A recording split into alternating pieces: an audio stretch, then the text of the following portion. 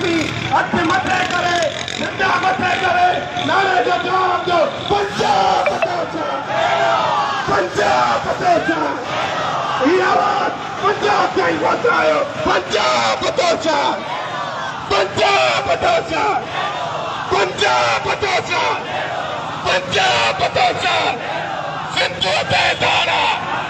सिंधु ते धारा